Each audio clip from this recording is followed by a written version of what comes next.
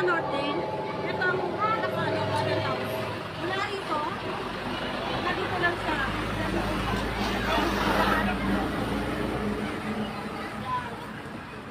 Tapos hanggang dito yan. One. Yan hanggang dito. Yan. Kaya kalawak siya.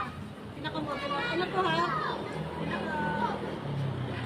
Corner lang. Corner lang. Eh, pagpapos ko dito, may pinaka-pikuan na. Pinaka-model house.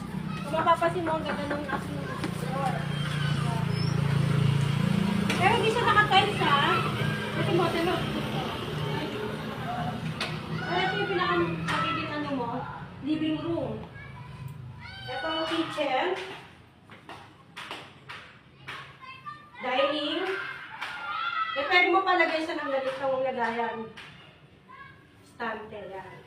Tapos ito yung pinaka-CR.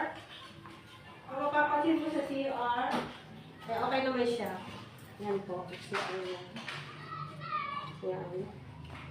Pwede mo siyang lagyan pa ng ano. Ito, pwede mo siya lagyan ng corner lang. Pwede mo siya lagyan ng ano. Kung gusto mo ilagay dito, break, ganyan. At kung mapapansin mo rin po, ang pintuan niya, maganda rin po yung pagkakuntuan niya. Ayan.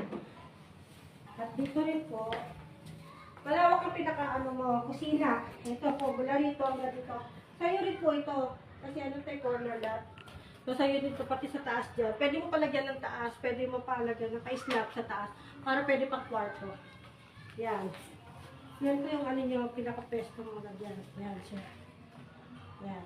Ito pwede mo palabas yung kusina mo. Yung lababo, pinaka-lababo. Pwede rin dito yung CR. Para mas maluwag yung ano nyo. Just kasi pupunta tayo sa taas. Yan, ito po.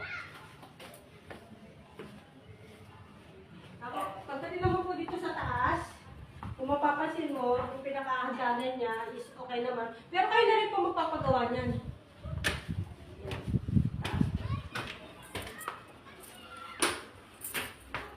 Pwede kong pagawa ng dalawang kwarto yan. Itong kwarto ito, ang pituan niya, maganda rin siya, pagkakaano. Tapos, pwede mo lagyan niya siya ng sarili mong cabinet. Naka-built-in na yung cabinet. Tapos, pwede mo rin ito papalitan ng sliding, itong jealousy. Ito, dalawang ano, yan para sa magiging anak nyo, yan. Alam ko yun.